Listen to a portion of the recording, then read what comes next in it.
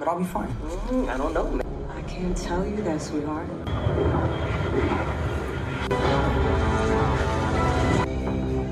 I got you, Spider! What the hell, Frank? You just hit me with a man! Frank! Move it, Dave. Get out of the vehicle, ma'am. Keep her for questioning. Clearing the building.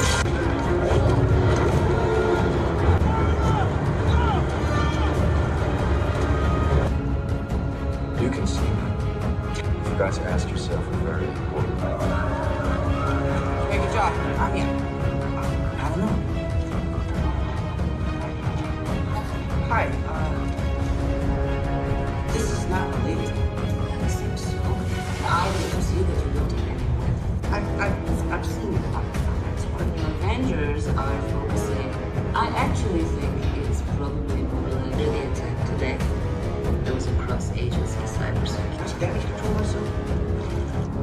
Hi, I got an appointment with, Directive face covering will result in defensive measures. As far as mostly researching being dangerous turns into a valuable part of our security is to redirect destructive energy into something useful. Or protecting people's report. I believe you understand. I'm gonna be the only one who's immune to it. You know, we're... That sounds super illegal, Spider-Man. I'm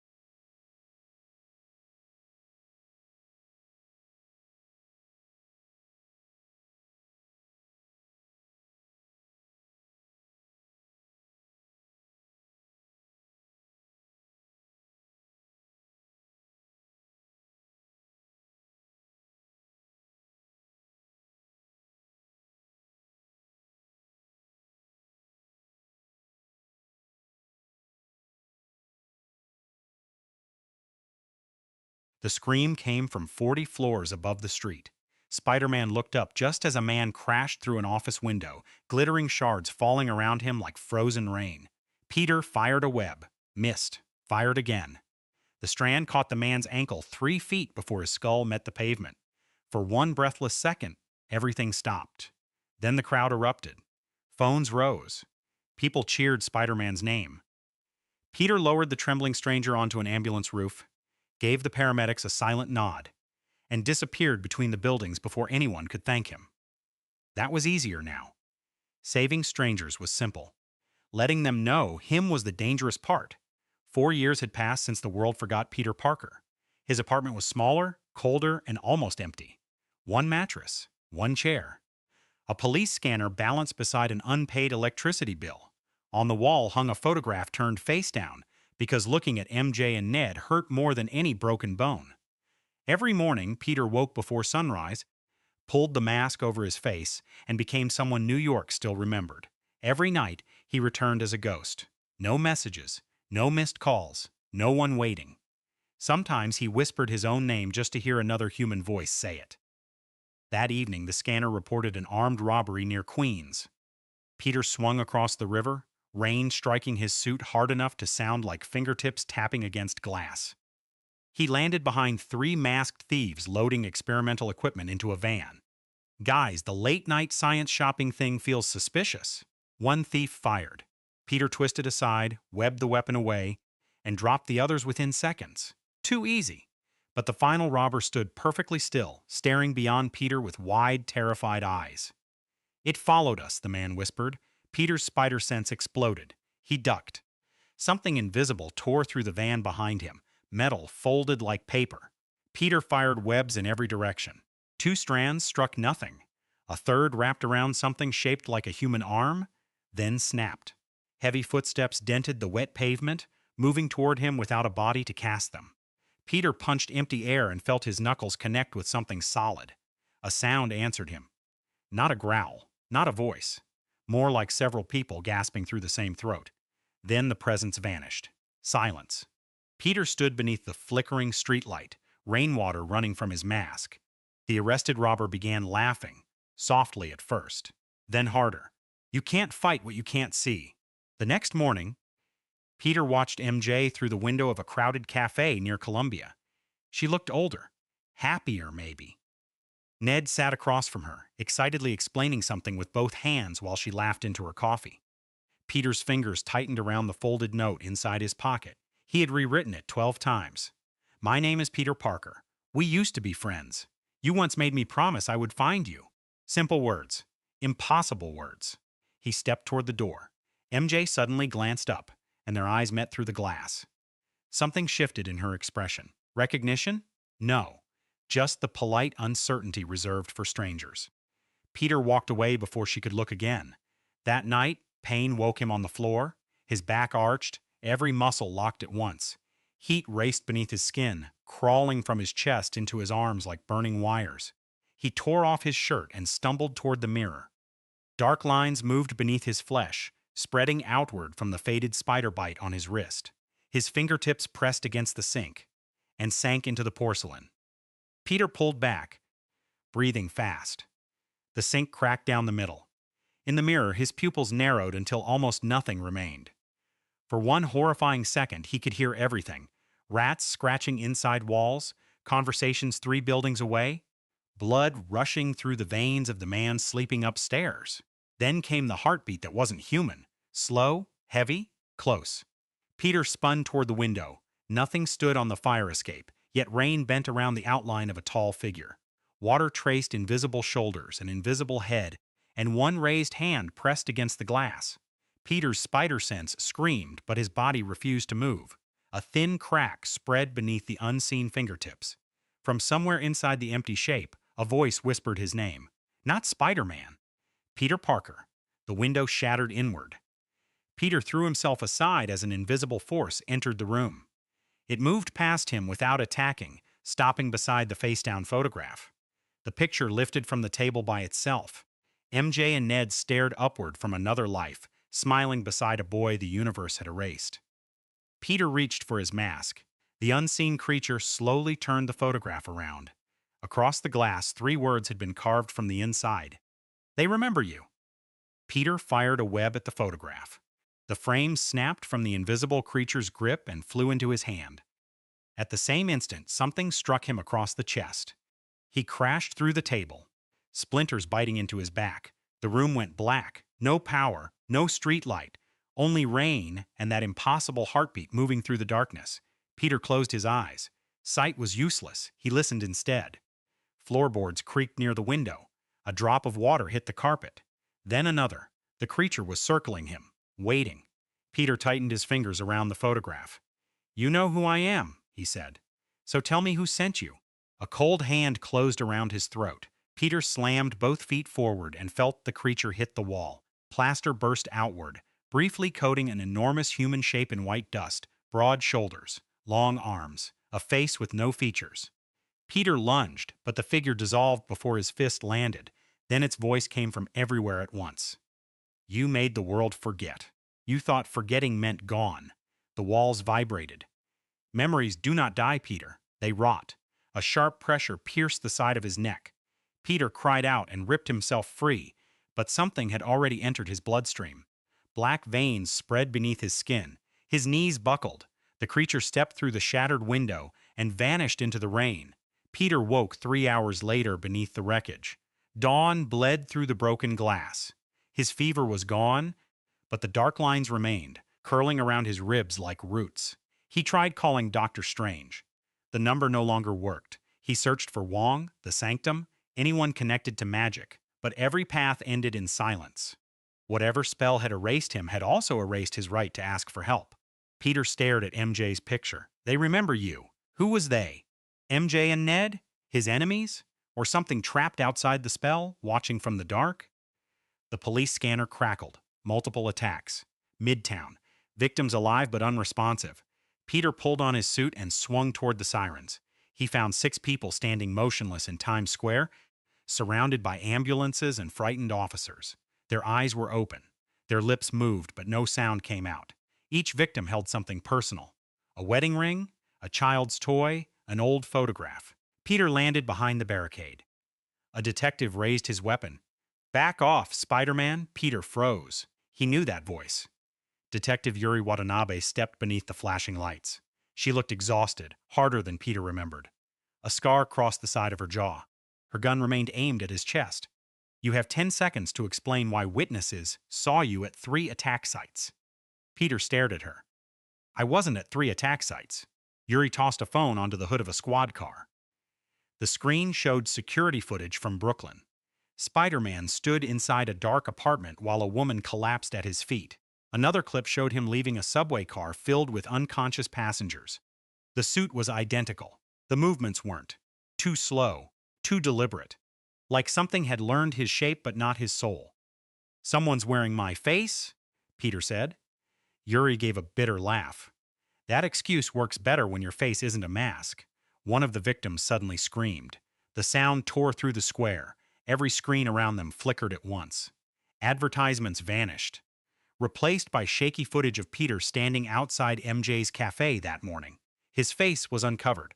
His name appeared beneath the image in white letters. Peter Parker. Peter stopped breathing. People turned toward the screens, confused. Yuri looked from the footage to Spider-Man, but before recognition could settle, the image distorted. Peter's face stretched into static. His name scrambled into meaningless symbols. The spell was fighting back. Every screen exploded in sparks. The 6 victims collapsed together, gasping as if surfacing from deep water. One grabbed Peter's wrist with terrifying strength. "It knows what you sacrificed," the man whispered. Peter crouched beside him. "What knows?" The victim's eyes filled with tears. "The thing beneath the city." Then his memory vanished. His expression emptied. He looked at Peter like they had never spoken. Yuri ordered officers to seal the area, but Peter was already moving. He followed a trail only his senses could detect, a metallic scent beneath the rain, mixed with something old and burned. It led through alleys, across rooftops, down into an abandoned subway tunnel sealed since the blip. The deeper he went, the louder the second heartbeat became. Graffiti covered the walls, hundreds of names written over one another. Some belonged to people Peter had saved. Others belonged to people he had failed. At the tunnel's end stood a steel door covered in webbing, his webbing. Peter touched one strand. It was dry, brittle, years old. He had never been here. At least, he didn't remember being here. Behind the door, someone knocked 3 times. A familiar voice followed. "Peter?" His hand went numb. It was Aunt May. Peter's hand hovered over the steel door. Every nerve in his body screamed that the voice was impossible. Aunt May was gone. He had held her as the life left her eyes. He had heard her last words through smoke, sirens, and shattered glass. Nothing could change that. "Peter!" The voice called again, weaker now. "Please!" His fingers closed around the handle. The door opened into darkness. A single hospital bed stood beneath a hanging light. Aunt May sat on its edge, wearing the same blood-stained coat from the night she died. Her face looked pale but warm, alive. Peter forgot how to breathe. She smiled. "There you are." His knees nearly gave out.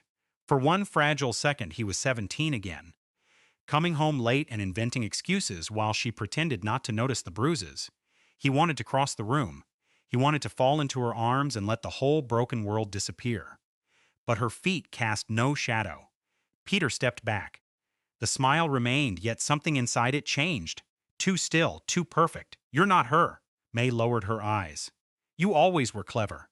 The room flickered. The bed vanished. The walls became black stone threaded with glowing cracks. May remained in the center, but the darkness behind her moved like breathing flesh. Peter raised his fists. "What are you?" "I am what the spell left behind." Her voice deepened, layered with dozens of whispers. Images flashed across the walls. MJ crying beside a hospital window, Ned searching through old photographs, Happy standing at May's grave beside a stranger he could not remember. Each memory trembled like a reflection on water. Peter's chest tightened. The creature had found the wound he never touched. When the world forgot Peter Parker, it said, the memories were not destroyed. They were torn out, buried. Millions of empty spaces, each carrying pain with no name. May's face cracked down the middle. Black smoke poured from the opening. I grew inside those spaces. Peter fired both webs. They wrapped around the creature, pulling it forward as its borrowed skin peeled away. Beneath May's face was a shifting body made from fragments. Eyes, mouths, hands, all appearing and disappearing beneath a surface of living shadow. Peter yanked hard and drove his shoulder into its chest. The impact sent them through the stone wall and into an underground chamber filled with suspended glass spheres. Thousands of them. Each one held a moving memory. Peter saw himself and Ned building a model Death Star. MJ leaning against him on a rooftop. May laughing in the kitchen. Tony Stark placing a hand on his shoulder. His entire life floated around him. The creature slammed him onto the floor. One sphere shattered. A memory rushed into Peter's body so violently that he screamed. He stood in May's apartment while she placed a bowl of soup in front of him, the smell of garlic, the hum of the refrigerator. Her fingers brushing his hair away from a healing cut. He had forgotten that moment. Not because of magic, because grief had buried it. Then it was gone. Peter curled on the ground, clutching his chest. The creature watched him with May's eyes. You abandoned them, it whispered. You chose loneliness and called it protection. Peter forced himself upright.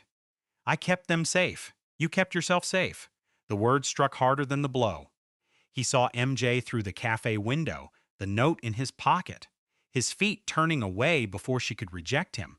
He saw every night he had hidden behind the mask because Spider-Man could be loved without Peter Parker ever taking the risk. The creature moved closer. You are not alone because the spell demanded it. You are alone because fear did. Peter's jaw tightened, but he could not deny it. Then one of the spheres behind the creature began to shake. Inside it, Ned stood in a dark room drawing the same symbol again and again. A circle split by 3 jagged lines. He looked terrified. Across the room, MJ stared at a photograph she should not remember. Peter stepped toward the sphere. What is that? The creature turned too late. Peter smashed the glass. The memory exploded outward. Suddenly he stood inside Ned's mind. Ned was asleep, trapped in a nightmare. A shadow wearing Spider-Man's face stood above his bed, pressing 2 fingers against his forehead. MJ was there too, screaming Peter's name, even though she did not know why. Then another figure appeared behind them. A man in a dark tactical coat. His left arm gleamed with metal. He fired at the shadow, forcing it away. Peter knew that face from old news footage. A soldier blamed for murders he did not commit. A man the world called the Winter Soldier. The memory collapsed. Peter fell back into the chamber, gasping. The creature shrieked. Every glass sphere began cracking at once. Voices flooded the room. Millions of forgotten moments begging to return. Peter looked up. The creature was no longer wearing Aunt May's face. Now it wore his. And behind it, embedded deep within the black stone, something enormous opened its eyes. The creature smiled with Peter's mouth. You found the door, it said, but you still don't know who opened it. The stone eyes opened wider. A pressure wave tore through the chamber, shattering every remaining memory sphere. Peter covered his head as a lifetime of stolen moments flooded the air. Birthday candles, hospital rooms, first kisses, final goodbyes. Thousands of voices overlapped until the sound became unbearable. The shadow wearing Peter's face stretched its arms toward the giant buried beneath the wall. Wake up, it whispered. Gunfire answered. 3 rounds struck the creature's chest, each bullet flashing blue before exploding into white light. The shadow twisted backward. Peter looked toward the tunnel entrance. Bucky Barnes stood there, metal arm raised, smoke curling from the barrel of his pistol. Move! Peter jumped as the stone floor split open. A black hand erupted from beneath him, fingers large enough to crush a subway car. Bucky fired again while Peter webbed the ceiling and swung across the chamber. The buried thing dragged itself forward, breaking through layers of rock. It had no true face, only hundreds of human expressions pressed into a skull of darkness. Bucky pulled a small device from his coat and slammed it against the wall.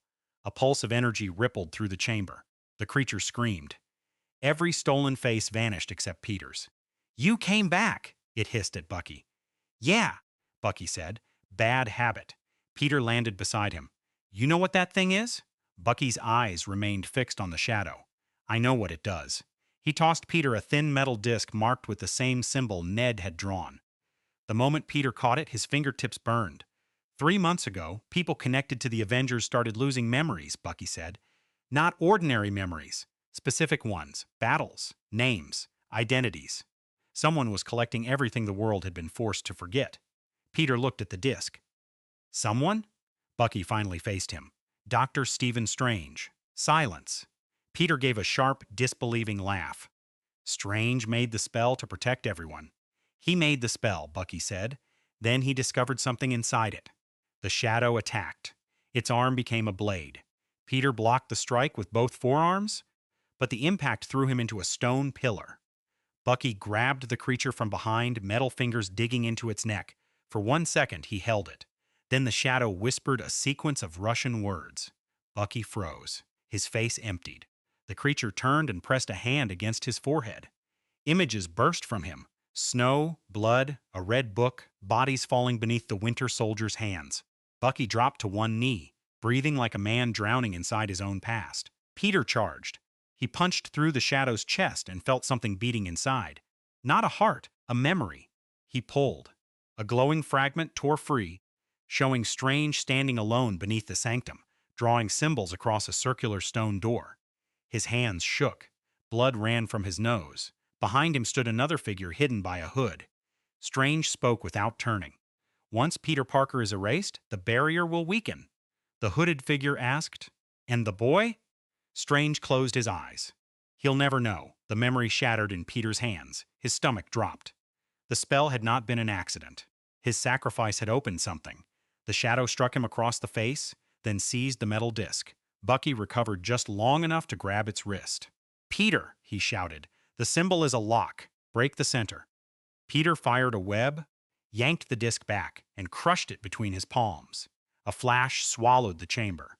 The giant beneath the wall roared as chains of golden light appeared around its body. The shadow began tearing apart, pieces of Peter's face peeling into smoke. But it smiled. Too late. Above them, somewhere in Manhattan, church bells began ringing. One bell, then another, then hundreds. Peter's spider sense ignited with such force that he screamed. Across New York, people stopped walking. They turned toward the same unseen point beneath the city. MJ dropped her coffee. Ned woke from his nightmare. Yuri lowered her weapon, and every one of them whispered the same forgotten name. Peter Parker! Bucky stared at him in horror. The spell was breaking. Then Peter's phone rang. The caller had no number. He answered. Dr. Strange's voice came through the speaker, weak and desperate. "Peter, listen carefully. Whatever you do!" A violent impact shook the tunnel. "Do not let them remember you." Dr. Strange's warning died beneath a roar of collapsing stone. Peter grabbed Bucky and fired 2 webs toward the tunnel ceiling. They swung clear as the floor split open, revealing a golden light pulsing far below the city. Not fire, not electricity, a spell. Massive circles of symbols rotated beneath Manhattan like gears inside a buried clock. Bucky looked down. "What happens if they remember you?" Peter tightened his grip on the web. "I don't know." That was the problem. The spell had erased Peter Parker to stop the multiverse from tearing open. If millions of memories returned at once, every person who had ever known him could become a crack in reality. Above them, New York began to remember. MJ stood inside the cafe with one hand over her mouth. Images slammed into her without warning. Peter laughing on a rooftop.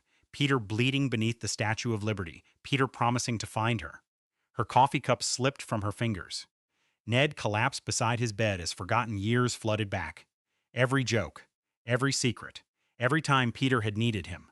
Across the city, smaller memories followed. Teachers remembered a quiet student missing from every class photograph. Nurses remembered treating a wounded boy whose name had vanished from the forms. Happy Hogan stood before May's grave and suddenly saw Peter beside him, grief-stricken and alone. The spell trembled. Buildings flickered.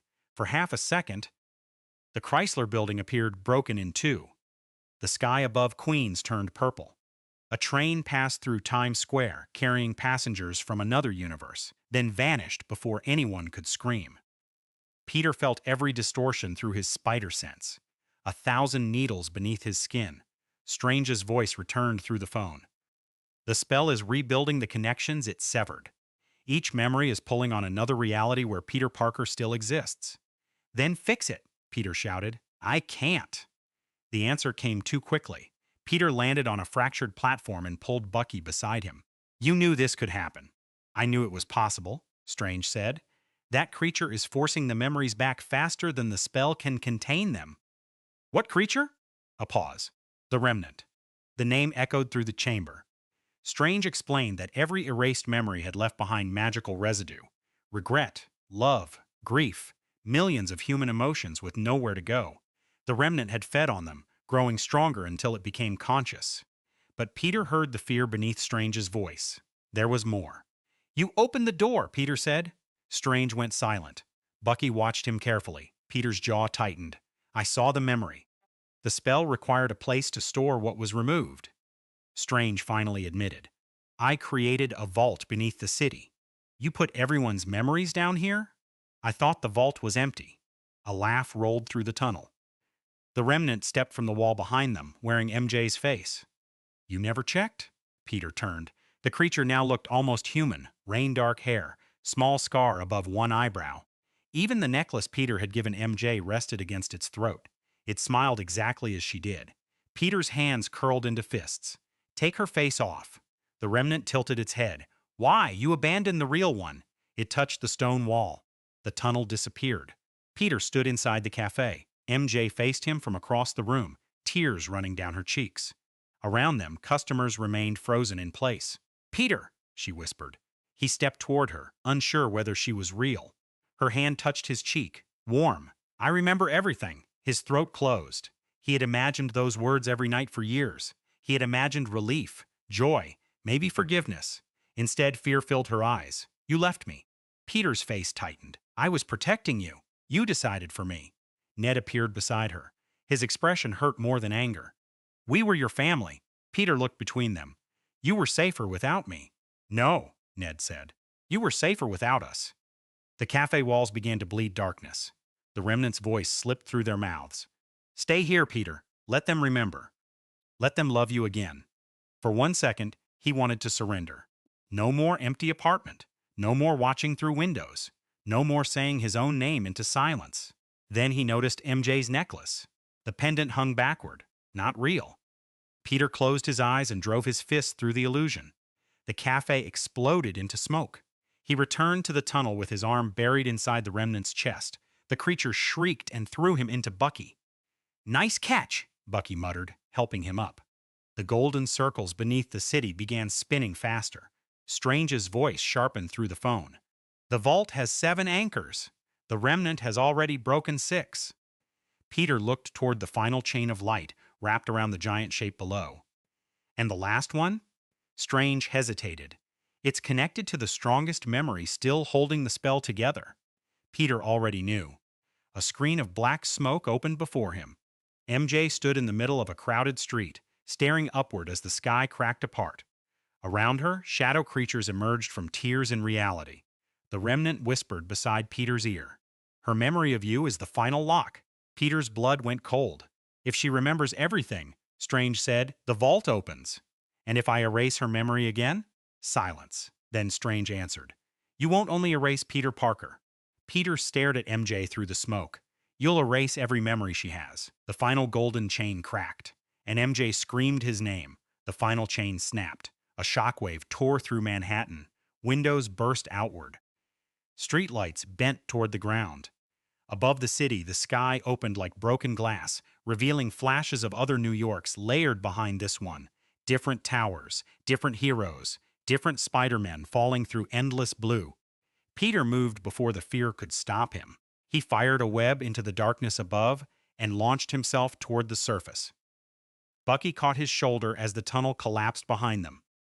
Together they shot through a subway entrance and landed in the middle of a street swallowed by panic. Cars had stopped. People ran without knowing where safety was. Shadows climbed from the cracks between buildings, each one wearing a face stolen from someone's memory. At the center of it all stood MJ. She held her head with both hands, staggering as years returned at once. Peter saw recognition spreading across her face. The school trip, the bridge, Mysterio, the broken spell, the promise he never kept. Then she saw him. Not Spider-Man, Peter. Her lips trembled. You came back. The words nearly destroyed him. The Remnant rose behind her, towering above the street. Its body was no longer made of one face. Thousands pushed through its skin. May, Tony, Ned, Happy, people Peter had saved, people he had lost. You cannot have both, it said, the girl or the world. Peter stepped between MJ and the creature. Then take me. The Remnant laughed. I already did. Its chest opened. Inside was Peter's entire life, twisted into a burning core. Every memory the world had lost was wrapped around him like chains. Dr. Strange appeared through a portal above the street, bleeding from the temple. Golden bands snapped from his hands and locked around the Remnant's arms. Peter! He shouted. The core is unstable! Destroy it now! Peter stared into the creature's chest.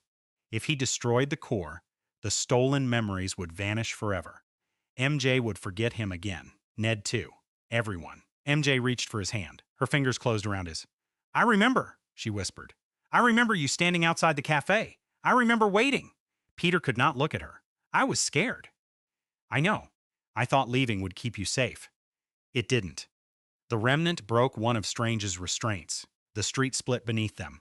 Bucky fired into the shadow creatures closing from both sides, but there were too many. Strange shouted again. Now, Peter! MJ tightened her grip. Don't choose for me again. Peter finally looked at her. Her eyes were full of anger, pain, and something worse. Hope. That tiny hope hurt more than losing her. The Remnant lunged. Peter pulled MJ close, fired a web around her waist, and threw her toward Bucky. Bucky caught her as Peter launched himself straight into the creature's open chest. Darkness swallowed him. He fell through memories. Tony dying beneath an alien sky. May collapsing in his arms. Ned laughing in a school hallway. MJ kissing him while the world still knew his name. The Remnant whispered from everywhere. Keep them. Peter landed before the burning core. Keep the love. Keep the pain. Let the worlds break. His hands shook. This was everything he had wanted. A life restored. A family returned. No more empty rooms. Then he heard MJ screaming outside. Heard buildings collapsing. Heard Strange losing control of the spell. Peter placed both hands against the core. I loved them enough to let them go once. The darkness tightened around him. Do it again, the Remnant hissed. Peter closed his eyes. No. He pulled the core into his chest. The creature screamed. Every shadow in New York froze. The cracks in the sky stopped spreading. Strange stared in horror as Peter absorbed the forgotten memories instead of destroying them. Pain exploded through him. Millions of lives. Millions of emotions. Every person who had ever known Peter Parker flooded into his mind at once. He screamed until his voice disappeared. The Remnant collapsed inward, dragged into Peter's body piece by piece. The sky sealed. The shadows vanished. Silence fell across Manhattan. Peter dropped from the creature's dissolving form. MJ ran toward him. He landed on his knees. She touched his face. Peter? His eyes opened. They were completely black. A smile slowly crossed his lips. But it wasn't Peter's smile. And when he spoke, 1,000 voices spoke with him. Peter Parker is gone. MJ did not step back. The thing wearing Peter's body rose slowly, black eyes reflecting the ruined street. Dr. Strange lifted both hands, golden symbols forming around his wrists. Bucky aimed at Peter's chest. Neither moved. One wrong strike could kill the boy trapped inside, or release the Remnant again. MJ pressed her palm against Peter's face. No, she whispered. You don't get to take his name. The Remnant smiled. He surrendered it. He sacrificed it. Its smile faltered. MJ moved closer, though every instinct begged her to run. Peter hates raisins. He talks too much when he's nervous. He pretends pain doesn't hurt when everyone can see that it does. Her voice broke. He always thinks leaving is the same as protecting people. Images flickered beneath Peter's skin. A school hallway. A rooftop. Her hand inside his. The Remnant seized her wrist. Bucky fired, but Strange threw the bullet aside with magic. Wait! MJ winced as the creature tightened Peter's fingers around her arm. You remember his life, she said. But you don't understand it. 1,000 voices laughed through him. What is there to understand? Peter always comes back. She placed his hand over her heartbeat. Inside the darkness, Peter heard it. One steady pulse, then another. The millions of stolen memories had buried him beneath their grief, but MJ's heartbeat cut through the noise. He saw her waiting inside the cafe. Ned staring at an empty chair he could not explain. May smiling over a bowl of soup. Not perfect memories? Human ones. Warm, painful, unfinished. Peter opened his eyes inside the remnant. You said memories rot, he whispered, only when nobody carries them. He reached through the darkness and grabbed the creature from within. Outside, his body convulsed. Black smoke burst from his mouth and wrapped around the buildings. Strange cast a containment spell, forming a glowing sphere over the street. The remnant screamed through Peter. If I die, everything returns. Not everything, Strange said. He finally understood what Peter was doing. The original spell had failed because it treated memories like objects, things that could be removed and locked away. Peter was changing the spell. He was separating memory from love. The world did not need to remember his name to carry what he had given it. Strange drove both hands into the air. Golden light passed through the city. Happy forgot Peter's face again, but the loneliness at May's grave softened. Teachers forgot the missing student, yet remembered that someone quiet had once helped others. Ned lost the restored images, but not the courage Peter had awakened in him. MJ held on longest. Her memories faded one by one. The bridge, the rooftop, their first kiss. Tears slipped down her face as each moment dissolved. Peter forced the remnant out of his chest. It emerged as a small, shaking shadow, no longer wearing stolen faces. He held it between both hands while it clawed at him.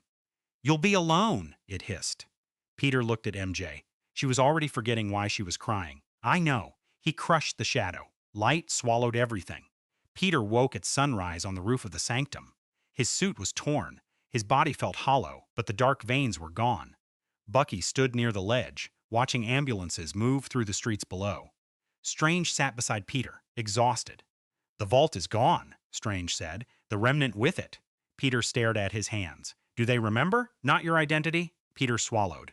And MG? Strange's silence answered first. She kept one thing, he said.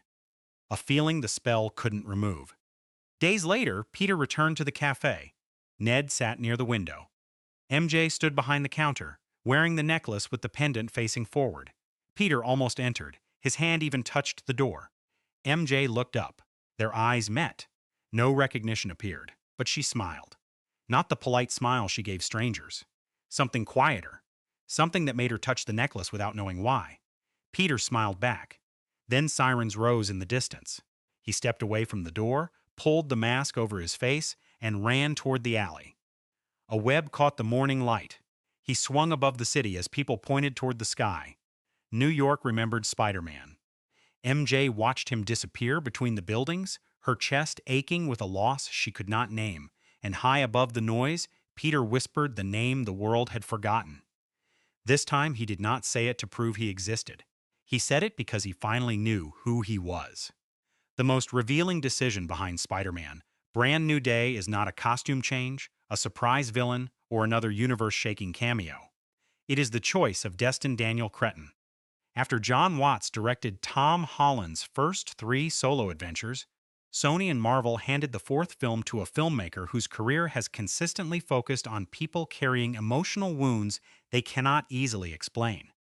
Cretton may now have superhero-sized resources, but his instincts were formed through intimate character dramas. That combination, human vulnerability wrapped inside blockbuster spectacle, makes him a fascinating architect for Peter Parker's loneliest chapter. Cretton's breakthrough, Short-Term 12, followed staff members and teenagers inside a residential care facility, observing trauma through restrained conversations, awkward silences, and tiny gestures. He later directed The Glass Castle and Just Mercy, stories about damaged families, institutional failure, and people struggling to preserve their dignity. Then came Shang-Chi and the Legend of the Ten Rings, where he proved he could handle elaborate action without abandoning emotional intimacy. The film's real conflict was not hero versus monster. It was a son confronting the grief, anger, and expectations inherited from his father. Cretton made spectacle personal. Spider-Man needs exactly that treatment now. No Way Home ended by stripping Peter of almost everything that had defined Holland's version of the character. His aunt was dead. His friends had forgotten him. His connection to the Avengers had effectively vanished. Rather than immediately reversing that tragedy, Brand New Day appears designed to live inside its consequences. The official premise describes Peter fighting crime full-time in a New York that no longer knows his name while watching his former friends continue their lives without him. Even his powers begin changing under the pressure. This is not simply Spider-Man starting another adventure. This is Peter attempting to replace a human life with a heroic identity. That distinction explains why Cretton's appointment feels so deliberate. Spider-Man has always joked while fighting because humor gives him control over fear. But what happens when the jokes are the only voice he has left? A weaker movie could treat Peter's isolation as temporary setup before restoring the familiar supporting cast. Cretton's filmography suggests something more uncomfortable: loneliness as the central dramatic condition. His characters rarely heal through one triumphant speech. They stumble toward connection, retreat from it, then try again.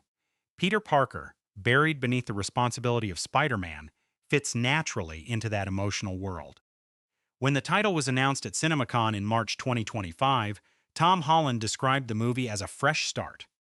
Cretton went further, saying the team was examining the next stage of Peter's life while obsessing over both the physical experience of web swinging and the creation of an emotional story audiences had not seen before. That balance matters. He was not talking only about bigger action. He was talking about redesigning the sensation of being Spider-Man around a different version of Peter, older, isolated, and forced to decide whether sacrifice has become an excuse for avoiding intimacy.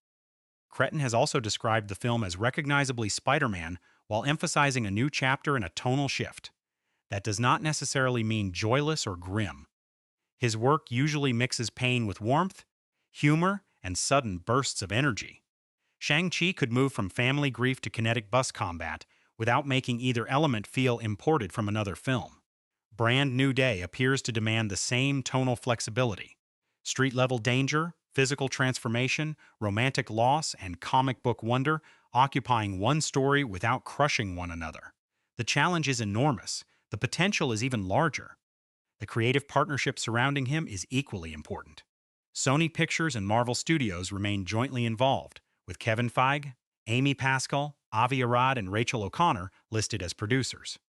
Chris McKenna and Eric Sommers, writers on Holland's previous Spider-Man films, return for the screenplay. Cretton is therefore not demolishing the established series and rebuilding from nothing. He is inheriting its continuity, humor, and relationships, then redirecting them toward adulthood. That collaborative structure could preserve what audiences love while preventing the fourth installment from feeling like an extended epilogue to No Way Home. And here is the real promise of Cretton's vision. He understands that Peter Parker becomes most compelling when his powers cannot solve his actual problem. He can stop robberies, survive impossible falls, and protect an entire city. None of that can force MJ or Ned to remember him. None of it can teach him how to belong again. Scheduled for theatrical release on July 31, 2026, Brand New Day is being positioned as both continuation and rebirth. Whether that promise survives the machinery of a massive franchise remains unanswered, but the director chosen to guide it understands the essential truth. Before Spider-Man can save New York, Peter Parker must rediscover a reason to live inside it. But vision is only the beginning. Beneath Cretton's emotional approach lies a screenplay that must transform one of Marvel's bleakest endings into the foundation of an entirely new Spider-Man era. A director can establish the emotional destination, but somebody still has to build the road. For Spider-Man, Brand New Day, that road began with Chris McKenna and Eric Sommers, the writing partnership behind all three previous Tom Holland Spider-Man films. Their return offered something valuable: continuity.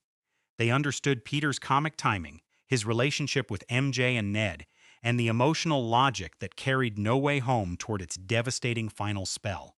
But continuity created the screenplay's greatest danger. How do you honor that ending without immediately undoing it? bring Peter's friends back too quickly, and his sacrifice becomes temporary inconvenience. Keep them absent too long, and the movie risks losing the warmth that made the earlier trilogy breathe.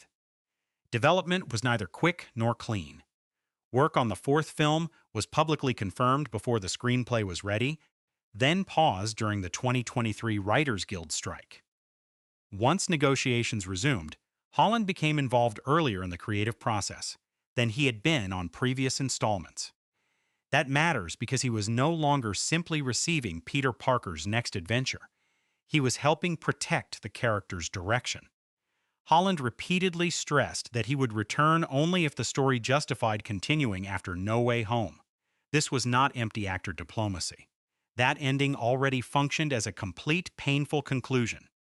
Any sequel had to prove that Peter's isolation contained another story rather than merely another franchise obligation. By October 2024, Holland and Zendaya had read a draft together. His response was encouraging but unusually candid. The script excited him, yet still needed work, partly because the story had to fit into the wider MCU timeline. That tension has haunted Marvel storytelling for years. A Spider-Man film must operate as a personal coming-of-age drama, a New York action movie, and a component inside a much larger continuity machine. Too much connective tissue, and Peter becomes a guest in his own film. Too little, and the studio loses opportunities to connect its larger universe. The writing challenge was therefore structural, not cosmetic. The screenplay needed to make the MCU feel like pressure surrounding Peter, not the reason his story exists. The solution appears to begin with a 4-year time jump. Official story material places Peter well into adulthood, living alone and fighting crime full-time after voluntarily removing himself from the memories of everyone he loves. That gap is smart because it avoids spending half the movie watching him adjust to an outcome the audience already understands. We meet him after isolation has hardened into routine. Spider-Man is no longer something Peter balances against school, friendship, or romance. It has swallowed the rest of him. Dramatically, that turns the familiar great responsibility principle inside out. Responsibility was once his moral strength. Now it may be the respectable name he gives to self-erasure. Then the screenplay introduces two mysteries at once. Peter's powers begin undergoing a dangerous physical evolution, while an unseen threat emerges against New York and the people he still loves. The pairing is elegant. One mystery attacks the city, the other attacks Peter's body. He cannot investigate the external danger without confronting the internal change, and he cannot protect his former friends without moving dangerously close to lives he chose to abandon. Holland has described the film as a detective story in which Spider-Man himself spends much of the narrative confused and searching for answers. That shifts the engine away from simply defeating a visible supervillain. Peter must observe, investigate, and doubt his own senses. For a hero defined by spider-sense, uncertainty becomes its own form of terror. A later revision adds another intriguing layer. In June 2026, it was reported that Justin Kuritzkis, writer of Challengers and Queer, had revised McKenna and Sommer's screenplay and would receive a writing credit. Kuritzkis specializes in desire expressed through conflict, characters who say one thing while emotionally demanding another. That sensibility could sharpen Peter's encounters with MJ, Ned, and anyone attempting to enter his sealed-off life. The superhero mechanics may belong to McKenna and Sommer's established vocabulary, but Kuritzkis brings an instinct for relationships that behave like contests. Every conversation can become a struggle between what Peter wants, what he believes he deserves, and what he refuses to admit. The screenplay's strongest idea, at least from what has officially been disclosed, is that Peter's sacrifice did not finish his development. It interrupted it. He saved the world, protected his friends, and accepted total loneliness. But survival is not the same as growth. Brand New Day appears built around the consequences of turning one noble decision into a permanent lifestyle. That gives the story somewhere meaningful to go without betraying No Way Home. Peter does not need to learn responsibility again. He needs to learn that responsibility without connection can become punishment. And once that emotional blueprint was finally in place, the filmmakers faced the next defining question. Who could enter Peter's empty world, without making it feel familiar again? Who could enter Peter Parker's empty world without making it feel familiar again? The official billing offers a revealing answer. Tom Holland, Zendaya, Sadie Sink, Jacob Batalon, John Bernthal, Tremel Tillman, Michael Mando, and Mark Ruffalo. That is not the cast of another high school Spider-Man comedy. It mixes emotional history, street-level brutality, unresolved villainy, and full-scale superhero power. The choices point in competing directions on purpose. Peter is being pulled toward the people he lost, the criminals he failed to finish dealing with, and older heroes whose methods could shape or corrupt the adult he is becoming. Holland's return was essential, but the version of him being cast is different from the teenager Marvel, hired more than a decade earlier. He now carries the audience's memory of 3 solo films, multiple Avengers appearances, and Peter's complete emotional collapse at the end of No Way Home. That history cannot be replicated through exposition. It lives in Holland's face. Casting him again means asking the actor to preserve the nervous energy and physical lightness of his younger performance while showing what years of anonymous responsibility have taken from Peter. Same body, heavier soul. That contradiction will define whether the new beginning feels earned. Bringing Zendaya and Jacob Batalon back is an even more delicate decision. MJ and Ned cannot simply resume their original functions as Peter's romantic partner and comic best friend because neither remembers him. Their presence therefore creates emotional tension before either character says a word. Peter knows their rhythms, fears, and private histories. To them, he may be little more than a stranger standing too close. The casting preserves the trilogy's emotional continuity while removing the comfort that continuity once provided. Zendaya and Batalon are not returning merely to restore nostalgia. They are returning to make absence visible. Sadie Sink became the ensemble's great unanswered question when her casting was reported in March 2025. Her character remained undisclosed, allowing months of theories to multiply around Jean Grey, Mary Jane variants, and several Spider-Man comic figures. The smarter detail is how she was hired. Sink later said she received the role without auditioning and did not initially possess the full script. That suggests the filmmakers were selecting a quality rather than simply filling a recognizable costume. Sink's work in Stranger Things and The Whale proves she can project anger, grief, and vulnerability almost simultaneously. Whatever name the character carries, the casting signals emotional weight. Then comes John Bernthal as Frank Castle, the Punisher, a choice that immediately roughens the film's edges. Bernthal's Castle does not treat violence as acrobatic problem-solving. He enters a room like a threat that has already made its decision.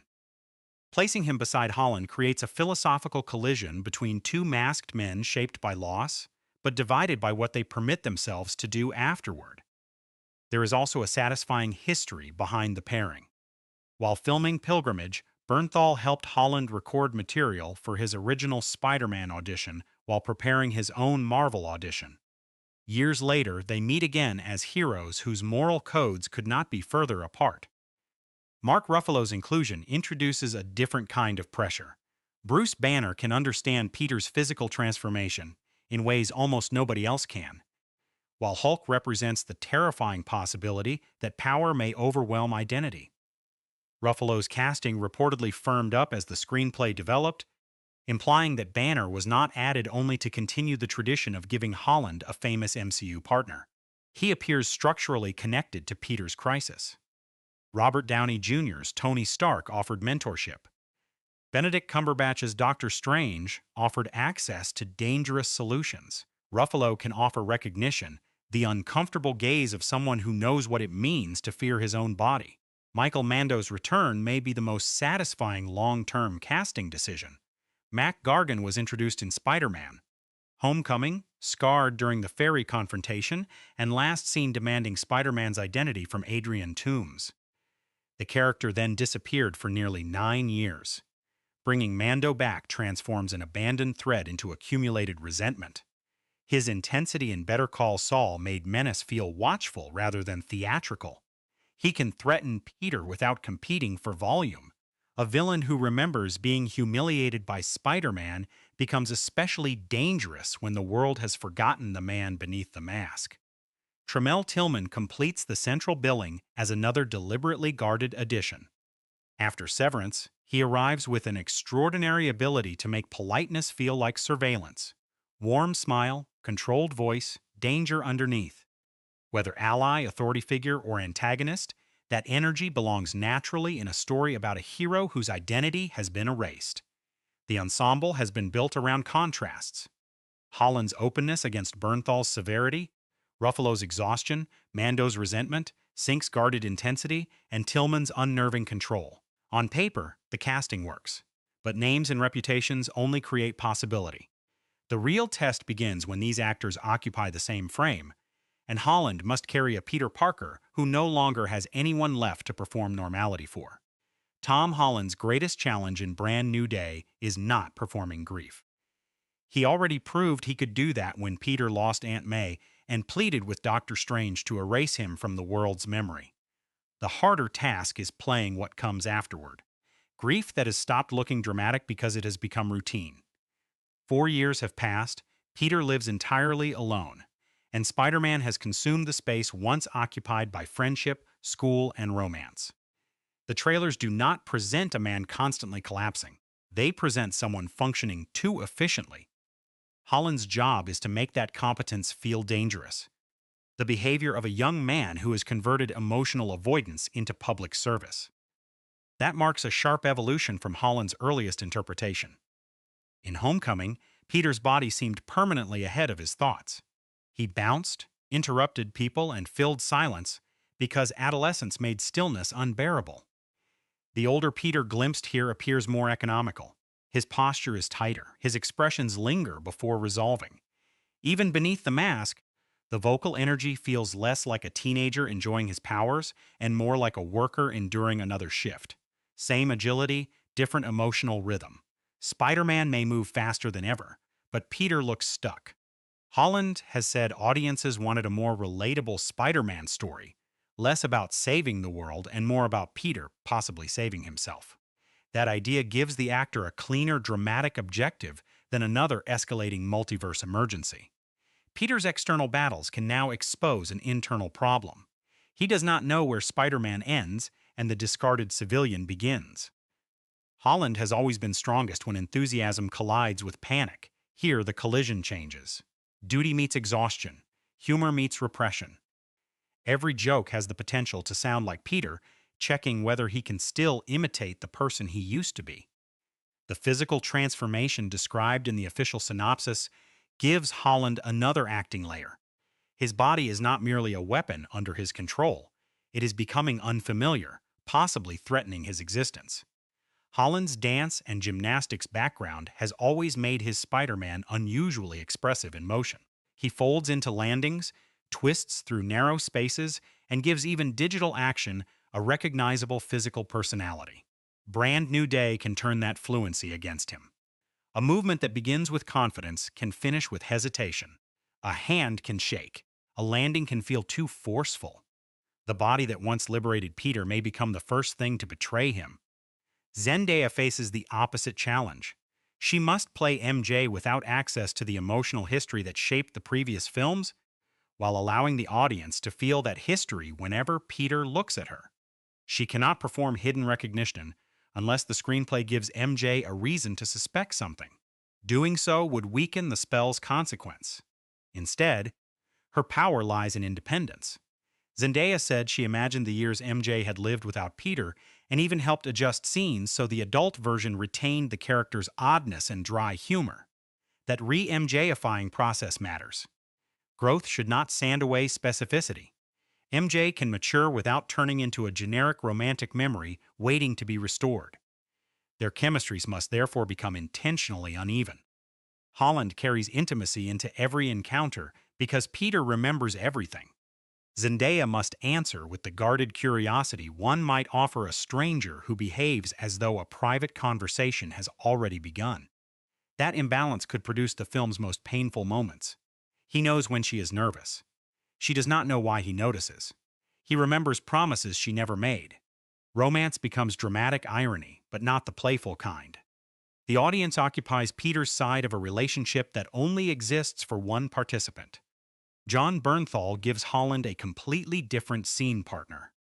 Their off-screen friendship allowed Destin Daniel Cretton to encourage improvisation, creating what Holland described as a bickering, older brother-younger brother dynamic between Peter and Frank Castle. That looseness could be crucial. Bernthal performs pressure by reducing movement. Holland releases pressure by accelerating it. Frank stares. Peter talks. Frank advances in straight lines. Peter circles physically and verbally, searching for another option. Their contrast should create humor, but beneath it sits a serious question. Is Peter's isolation pushing him closer to Frank's worldview? Holland's performance will ultimately succeed or fail in the moments between those relationships. Around MJ, Peter must conceal love. Around Frank, he must defend mercy. Around Bruce Banner, he may have to admit fear of his own body. The role demands action star precision, romantic restraint, and the emotional nakedness of someone who cannot confess what has been taken from him. Holland has played Spider-Man as eager, frightened, love-struck, and devastated. Brand New Day asks for something quieter. A Peter Parker who appears fully formed while privately disappearing. Yet no lead performance survives in isolation.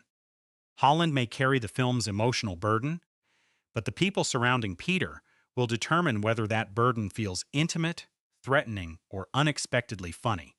And this ensemble contains more than one actor capable of stealing the entire scene. The most important supporting performance in Brand New Day may belong to someone who no longer knows he is supporting Peter Parker at all. Jacob Batalon's Ned Leeds once functioned as Peter's safest emotional space. The friend who knew the secret, shared the excitement, and absorbed fear through humor. Now that history survives only inside Peter and the audience. Ned has moved into adulthood without him, leaving Batalon to play an apparently complete person whose missing relationship remains painfully obvious to everyone watching. That is a strange, dramatic assignment. He must preserve Ned's recognizable warmth while refusing the familiarity that previously made every interaction with Peter effortless. Batalon's comic timing has always depended on sincerity. Ned rarely behaves as though he knows he is delivering the joke. He reacts with the open enthusiasm of someone incapable of hiding what he feels.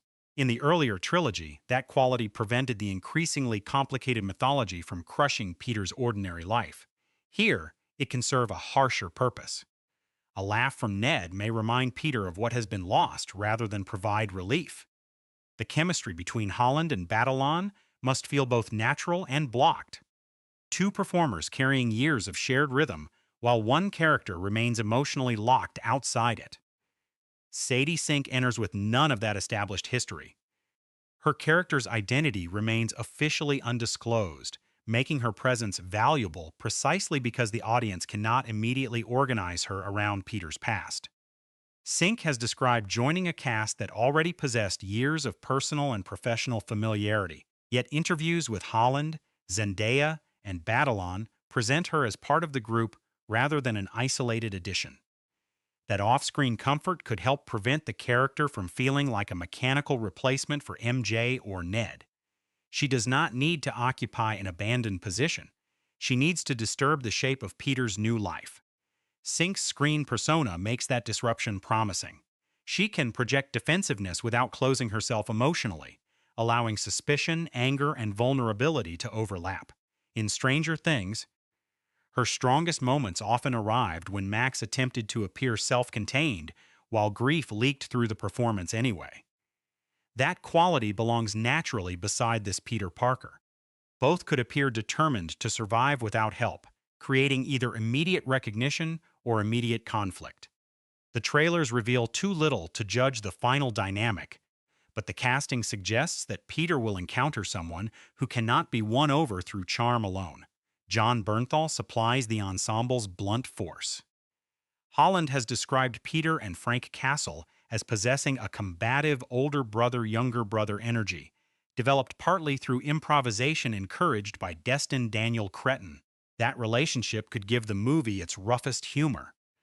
Bernthal's intensity becomes funny when placed against Holland's verbal speed because Frank treats every disagreement as deadly serious, while Peter keeps searching for a moral argument that might slow him down. Beneath the bickering, however, sits genuine danger. Frank is what grief looks like when punishment replaces responsibility. Peter may recognize more of himself there than he wants to admit. Mark Ruffalo offers a quieter counterweight. Bruce Banner understands isolation, physical transformation, and the fear that heroic power can erase the person carrying it. The official material confirms Ruffalo among the principal cast, while the premise centers on Peter, undergoing a bodily evolution that threatens his existence. That combination makes Bruce potentially more than the film's designated veteran Avenger. His usefulness lies in experience. Tony Stark once encouraged Peter to become a hero worthy of his gifts. Bruce may be the person forced to explain that gifts can also become illnesses, prisons, or identities that demand constant negotiation. Michael Mando's return as Mac Gargan creates another form of continuity. Gargan was introduced in Homecoming, then left waiting through the rest of the trilogy, while Peter encountered threats of increasingly cosmic scale. Restoring him now pulls the series back toward unfinished street-level consequences. Mando's tightly controlled menace makes Gargan useful inside an ensemble crowded with physically powerful personalities. He does not need to outshout the Hulk or the Punisher. Resentment can do the work. Peter has spent years suffering because the world forgot him. Gargan represents someone whose hatred survived the disappearance of Peter Parker because it was directed at Spider-Man. Trammell Tillman introduces a different energy, immaculate control. His work in Severance showed how a calm voice and welcoming expression can become more unsettling than obvious aggression. With his brand New Day role still guarded in official publicity, the most useful analysis lies in what his casting brings tonally. Tillman can make authority feel impossible to read. In a detective-driven story built around hidden motives and Peter's growing uncertainty, that ambiguity matters. He could stand beside Peter, oppose him, or do both within the same conversation. And Tillman's restraint would keep the character dangerous without announcing which direction the scene is moving. The ensemble's real strength is contrast. Batalon carries forgotten affection. Sync introduces unreadable possibility. Bernthal turns trauma into violence, Ruffalo turns it into wary self-knowledge, Mando turns it into revenge, and Tillman wraps uncertainty inside composure. Cretton has described an inclusive set atmosphere, while Zendaya observed that the returning cast's family-like comfort extended to the new collaborators. That chemistry cannot guarantee a successful movie, but it gives the supporting players room to challenge Holland rather than orbit him, and those performances will not exist in empty space. Peter's isolation, New York's escalating pressure, and the collision between street crime and superhuman danger must all be made physically visible, which places the next burden on the artists constructing the film's environments, costumes and battered new world.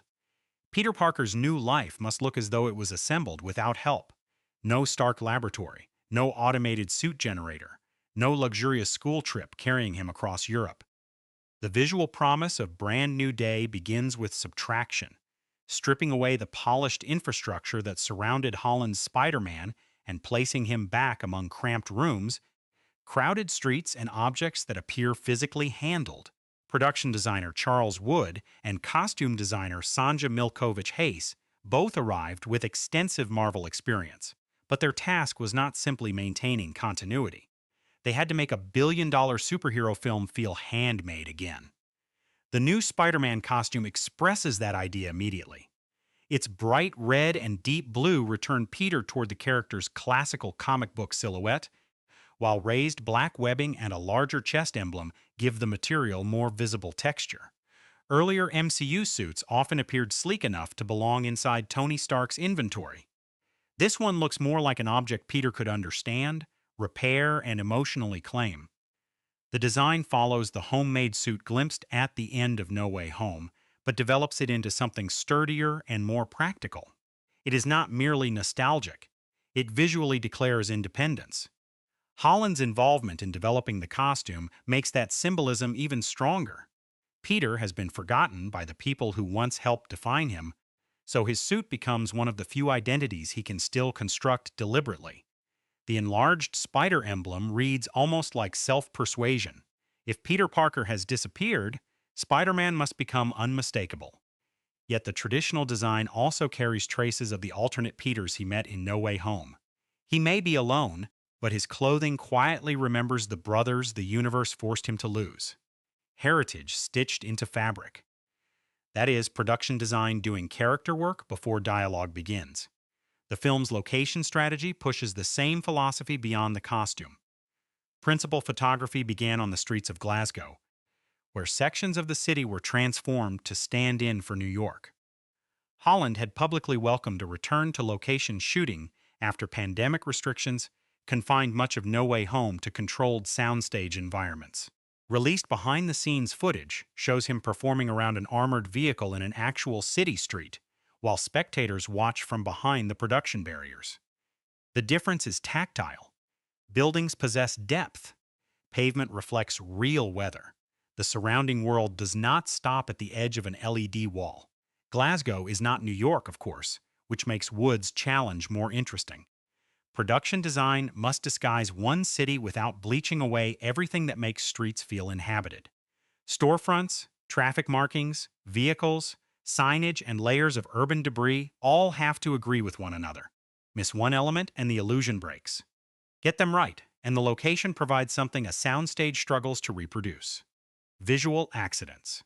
A stained wall. Uneven stonework. Windows catching light at different angles. New York should not feel built for Spider-Man's entrance. It should feel indifferent to him. That indifference matters because Peter is now anonymous even when unmasked. His civilian environment should communicate impermanence. A modest apartment, practical possessions, and little evidence that another person shares his space. The earlier trilogy surrounded him with visual reminders of relationships. School lockers, May's home, Ned's bedroom, Happy's technology. Brand New Day can make loneliness visible through empty chairs, unfinished repairs, and rooms organized around survival rather than comfort. The smallest props may carry the largest emotional burden. A sewing machine or damaged mask would tell us more about his daily life than another digital display ever could. The wider costume palette creates equally useful contrasts. Punisher's militarized clothing belongs to utility and intimidation. Bruce Banner traditionally dresses like a man trying not to attract attention. MJ and Ned can wear the confident, individualized clothing of adults whose lives continued without Peter. Place those figures beside Spider-Man's saturated red and blue and Peter becomes visually conspicuous yet personally invisible. Everyone sees the hero. Nobody recognizes the man. That contradiction is the film's entire premise compressed into wardrobe. The danger is excess. With armored vehicles, multiple superhuman characters, and a threat capable of transforming Peter physically, the production could still abandon its grounded texture once the action escalates. Practical streets mean little if every surface is later buried beneath weightless digital destruction. The most promising released material understands this. Spider-Man clings to metal, tears at physical machinery, and occupies recognizable public space. The environment resists him. That resistance gives his strength scale, because power feels more convincing when it interacts with objects that possess apparent mass. Brand New Day therefore appears to be constructing two worlds at once. The heroic New York that sees Spider-Man everywhere, and the private New York in which Peter Parker barely exists. Wood's environments and Hayes' costumes must keep those worlds visually connected, without allowing either to consume the other. The suit makes him iconic. The apartment makes him human. The streets force both identities into collision. But physical design only establishes what stands before the camera. The next transformation occurs through lenses, lighting, and movement, where those tangible streets must finally become Spider-Man's visual language. The most encouraging cinematography decision in Brand New Day is not a rumored camera or an expensive new visual effects technique. It is Brett Pawlak standing behind the camera. Company 3 officially credits Pawlak as director of photography, alongside editor Nat Sanders and senior finishing artist Tom Poole. Pawlak and Destin Daniel Cretton developed their visual instincts together long before either entered superhero filmmaking. Discussing Short Term 12, Pawlak described their shared style as organic and deliberately resistant to calling attention to itself. That philosophy sounds almost rebellious inside a franchise built around impossible movement. Spider-Man attracts spectacle automatically. Pollack's task is making sure the spectacle never erases Peter. Superhero cinematography frequently treats scale as the ultimate goal. The camera races through buildings, dives between traffic, and spins around digital bodies until movement becomes the subject. Pollack's earlier work suggests a different priority: emotional proximity. The most effective version of Brand New Day will not simply show how fast Spider-Man travels. It will preserve the sensation of a human body being pulled through dangerous space. Keep the horizon readable. Let buildings retain weight. Hold a fraction longer when Peter collides with steel or lands badly. Speed becomes exciting only when the audience understands what could stop it. Marvel's official behind-the-scenes material confirms that the opening action sequence was filmed on city streets, while Sony has positioned the movie as a fresh chapter centered on an adult Peter living alone. Location photography gives Pollack something computer-generated environments struggle to manufacture consistently: resistance. Pavement reflects imperfectly. Sunlight changes across glass. Background movement refuses to behave like decoration. Those details can give Spider-Man's motion a believable reference point, especially when practical footage and visual effects occupy the same shot. The city should not appear to move around the hero. He should appear to fight his way through it. Daylight could become one of the film's strongest visual weapons. Darkness can conceal the joins between physical photography and digital construction. Bright streets expose everything. Texture, shadow direction, and the apparent weight of Spider-Man's body must agree. That difficulty is precisely why daytime action can feel exhilarating when handled well. Red and blue cut sharply against concrete, steel, and weathered architecture. The costume becomes a moving graphic shape without losing its fabric texture. Spider-Man should look iconic from a distance and vulnerable whenever the camera closes the gap. Peter's private scenes require the opposite visual language. His apartment and civilian life should not be photographed with the same restless momentum as his patrols. Still frames, obstructed compositions, and empty space can make his isolation physical. Place Peter at the edge rather than the center. Let doorways divide him from other people. Hold wide enough for the audience to notice how little exists around him. Then, when MJ or Ned enters the frame, closeness itself becomes emotionally threatening. The camera does not need to announce Peter's loneliness. It can simply leave room where another person used to stand. Pollack's handheld experience also needs discipline here. Handheld cinematography, where the camera carries slight human movement, can create immediacy, but constant shaking quickly becomes visual noise. Used selectively, it could distinguish Peter's emotional states.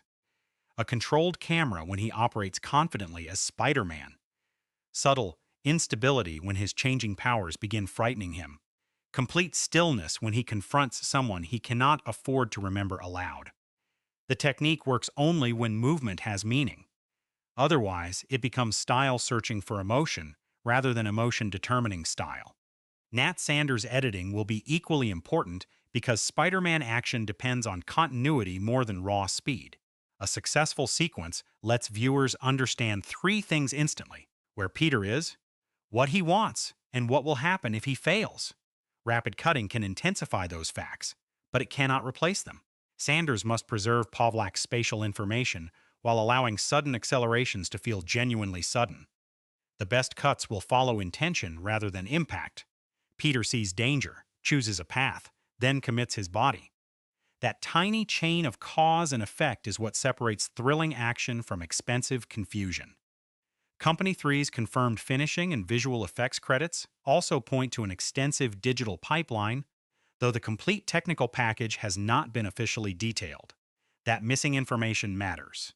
Before release, precise claims about lenses, sensor formats, or shot construction would be speculations disguised as expertise.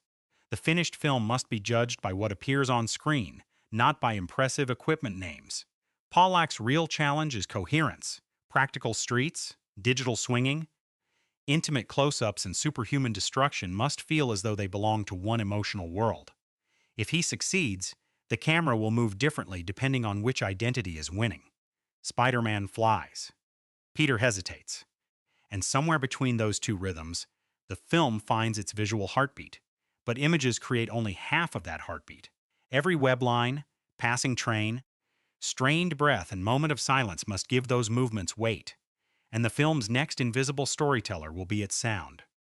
Spider-Man's movement is almost silent by nature. Webbing leaves the wrist, the body lifts, and gravity briefly loses its authority. Cinema has to invent the rest. The snap of each web line, wind cutting around the mask, fabric tightening during a turn, those sounds transform impossible motion into something the body understands. For Brand New Day, that sonic illusion carries additional weight because Peter's powers are no longer completely trustworthy. Every familiar sound can begin normally, then bend into something wrong. A web fires with too much force. A landing ends with an unfamiliar crack. The city keeps roaring while Peter pauses, wondering whether the danger came from outside or from within him. Michael Giacchino's return gives the film an invaluable musical memory. He scored all 3 previous MCU Spider-Man films, developing a central theme that matured alongside Holland's Peter, from youthful enthusiasm toward the grief and sacrifice of No Way Home. Brand New Day becomes his 4th score in the series, despite the change from John Watts to Destin Daniel Cretton behind the camera. That continuity means Giacchino does not need to manufacture a new musical identity from nothing.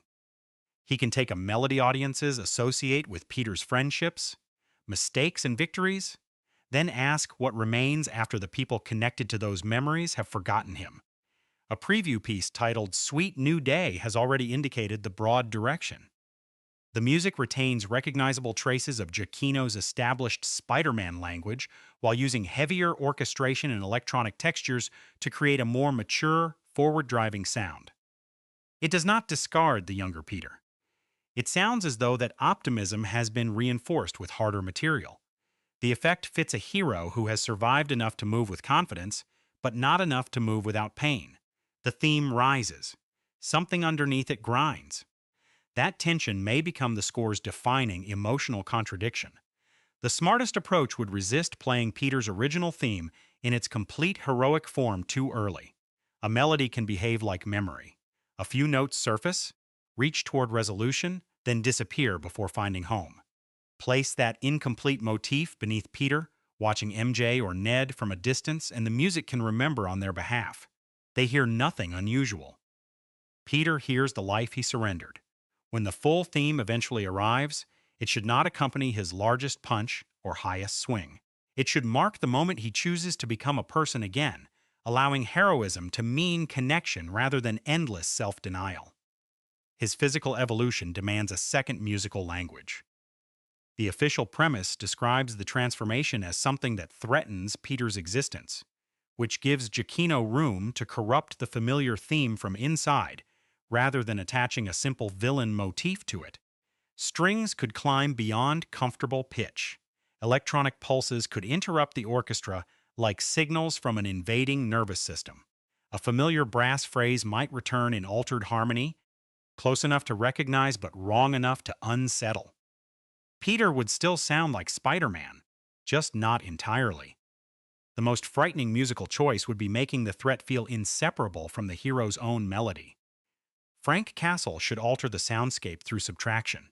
Punisher action does not need soaring orchestration. It needs mechanisms, magazine clicks, boots against concrete, distant sirens, and the brutally compressed impact of firearms inside enclosed spaces. Spider-Man's action traditionally feels elastic. Frank's feels terminal. When they occupy one sequence, their sounds can argue before their dialogue does. Peter's webs stretch and redirect force. Frank's weapons send force directly through whatever stands ahead. One improvises. One executes. The contrast turns sound design into moral characterization. Bruce Banner introduces another possibility: sonic restraint built around anticipated eruption. The Hulk does not need to appear for his presence to be felt. A room can quiet whenever Banner loses control of his breathing. Low frequencies can emerge beneath ordinary conversation, barely audible but physically sensed through theater speakers. That is where modern sound mixing becomes psychological. Bass is not only loudness, it is pressure. The audience feels a transformation approaching before the image confirms it, mirroring Peter's fear that his own body may contain an event he cannot prevent. New York itself must remain the film's largest instrument. Traffic, elevated trains, construction, conversations, and emergency vehicles should crowd Peter constantly, yet his isolation becomes clearest when that noise suddenly falls away. Imagine him seeing MJ across a street. The city dulls, Giacchino's melody enters through only 2 or 3 notes, and then a horn or passing train tears the moment apart. Silence here should never feel empty. It should feel stolen, brief pockets in which Peter can hear everything he has spent years refusing to confront. The final mix must hold these competing identities together: orchestral heroism, electronic transformation, street-level violence, and intimate silence. Overload would flatten them. Precision will separate them. Spider-Man should sound airborne, Punisher brutally grounded, Banner dangerously contained, and Peter almost unbearably alone. Giacchino's theme supplies the emotional history, but the surrounding sound design determines whether that history feels comforting or haunted. And building that layered audio world required more than composition. It depended on location recording, stunt coordination, visual effects timing, and a production forced to combine public street work with the secrecy of one of Marvel's most closely watched sequels, the human and logistical struggle waiting behind every finished frame. The most sobering moment in the production of Spider-Man. Brand New Day arrived on September 19, 2025, when Tom Holland suffered a mild concussion while filming and production temporarily stopped. For a movie designed to make Spider-Man's action feel physical again, the incident exposed the uncomfortable reality beneath that ambition. Superhero movies may finish their images with digital doubles, computer-generated environments, and invisible safety systems, but human bodies still absorb the risk. Holland was treated and given time to recover, with filming paused because the production could not simply work around its leading actor. The interruption lasted roughly a week and was not expected to alter the July 31, 2026 release date. Months before that setback, the production had already committed itself to a more exposed style of filmmaking. Holland described Brand New Day as a return to old-school location work after COVID restrictions forced much of No Way Home onto controlled stages. Principal photography began in Scotland in early August 2025, with Glasgow streets transformed into sections of New York. That choice immediately changed the atmosphere surrounding the movie. Instead of hiding Spider-Man's return behind studio walls, the filmmakers launched it in public, with crowds watching stunt performers, armored vehicles, and practical action unfold across real city blocks. The secrecy remained. The filmmaking itself became visible. Glasgow provided more than architecture. It supplied unpredictability, weather shifts, reflections change, crowds gather behind barriers. A production working in the middle of a functioning city must coordinate traffic control, businesses, public access, pyrotechnics, and hundreds of crew movements while preserving the illusion that the location is Manhattan. The released behind-the-scenes material confirms that the opening action sequence was photographed on actual streets, with Holland describing the experience as a return to the spirit of homecoming. That comparison matters. The first Holland film felt energetic, partly because Peter occupied recognizable neighborhoods rather than a permanently expanding digital battlefield. Brand New Day appears determined to recover some of that texture. The stunt philosophy reinforces that intention. Members of the Jackie Chan stunt team, who previously collaborated with Destin Daniel Cretton on Shang-Chi and the Legend of the Ten Rings, worked on the film's action. Jackie Chan himself visited the London production and explained that Cretton was excited to see him because the director was already working closely with Chan's team. Their approach traditionally treats action as a chain of readable physical decisions rather than a cloud of movement. The audience sees the setup, understands the danger, and feels the impact. For Spider-Man, that could mean fights built around environmental improvisation, webs, walls, vehicles, and momentum, rather than characters exchanging anonymous digital blows. Holland is unusually suited to that method. His background in gymnastics and dance allows him to contribute a recognizable rhythm even when a stunt double or digital element completes the movement. Yet Brand New Day also demonstrates why enthusiasm needs boundaries. His September concussion was a genuine production disruption, not a colorful anecdote to romanticize. After receiving medical care, Holland indicated that he was recovering, and filming resumed once the production had reassessed its schedule. The best result would be action that feels dangerous, without requiring its performers to be endangered. Spectacle only looks effortless because planning, rehearsal, and safety coordination work to conceal the labor beneath it. That labor continued across studio and location environments in England after the Glasgow work. Pinewood Studios provided the controlled space needed for interiors, effects-heavy sequences, and action elements impossible to manage safely on public roads. The production therefore operated through a deliberate contrast, tangible urban exteriors paired with soundstage work built for precision. This is not a battle between practical filmmaking and visual effects. Modern Spider-Man movies require both. The real craft lies in deciding where one should surrender to the other. A physical vehicle gives actors something to strike and climb. Digital extension can then enlarge the danger without removing the contact that makes it believable. John Bernthal's involvement added another continuity problem behind the scenes.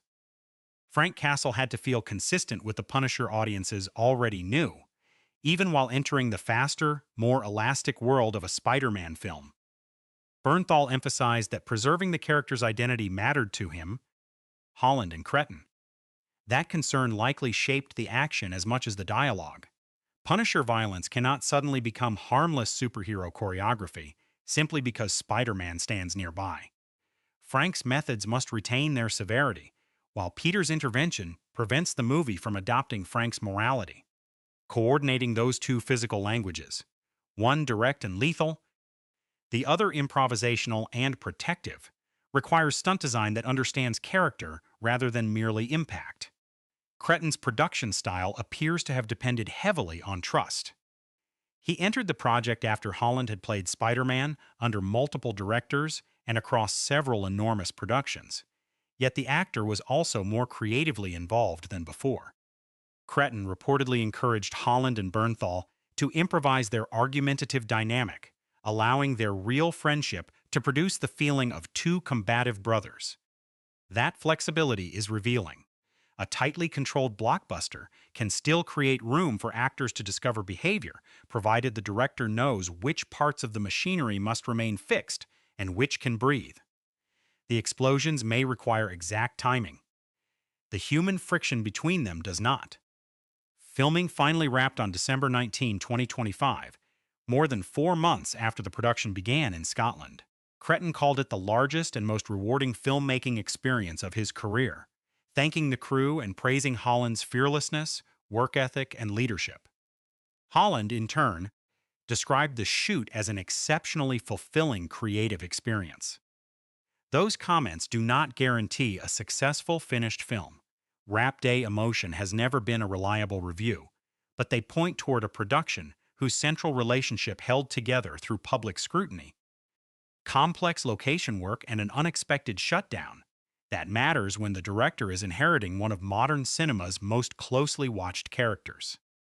The production story of Brand New Day is therefore less about one miraculous improvisation or a disastrous behind-the-scenes feud than about restoring physicality to a franchise increasingly associated with digital scale.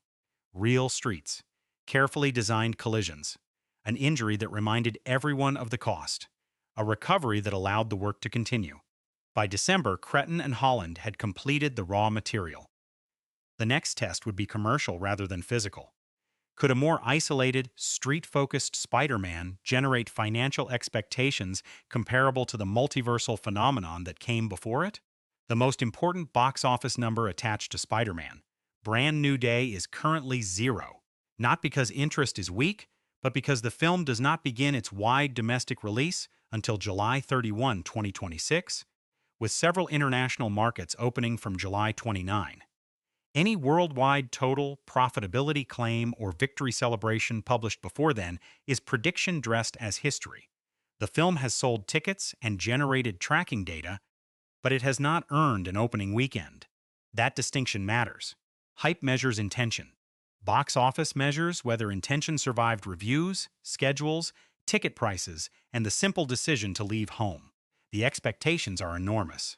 Box Office Pro's July 10 forecast placed the domestic opening between $230 million and $250 million, potentially making it the biggest opening of 2026.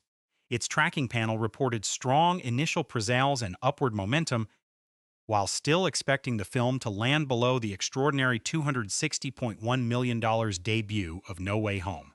Even the lower end of that forecast would place Brand New Day far above the openings of Homecoming, which began with $117 million, and Far From Home, whose unusual Tuesday release produced a $92.5 million traditional weekend.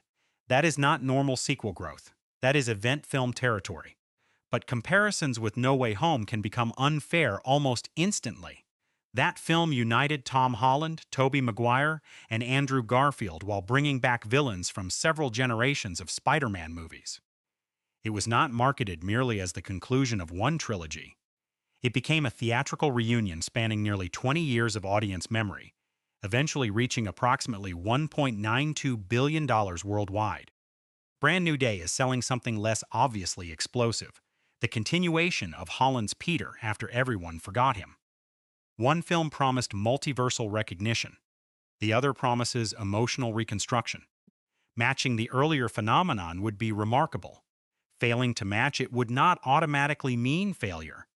The more useful comparison may be the Holland series before that multiversal surge. Homecoming finished with roughly $879 million worldwide, while Far From Home climbed to approximately $1.13 billion. Those films proved that Holland's Spider-Man could operate as a global theatrical attraction without requiring 3 cinematic Spider-Men in the same frame. Brand New Day now tests whether the audience's attachment to this specific Peter has strengthened enough to support a massive opening built around consequence rather than reunion. The trailers may feature Hulk, Punisher, and returning villains, but Holland's wounded version of Peter remains the commercial product at the center. Sony's end-of-July positioning is strategically aggressive. Instead of opening near the beginning of the month like Homecoming and Far From Home, the film arrives as the final giant release of the summer corridor, giving it the comparatively quieter weeks of August in which to hold screens and encourage repeat viewing. Box Office Pro compared that opportunity to Deadpool and Wolverine, which opened with $211. $4 million domestically in late July 2024 and finished with $636.7 million in North America. The opening gets the headline. August endurance creates the larger story. That endurance will depend heavily on audience response.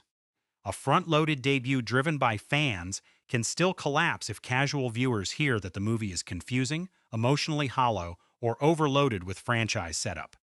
The reported 150-minute running time creates another commercial tension. A longer movie can feel substantial and encourage event-level anticipation, but it also gives theaters fewer opportunities to schedule each auditorium during a day. The length will become an asset only if audiences feel those 2.5 hours move. If the story drags, every minute becomes visible. The production budget has not been publicly confirmed through the financial databases available before release, making any precise break-even declaration premature. Marketing costs, exhibitor shares, and international revenue splits further complicate the easy internet formula that simply doubles a reported budget.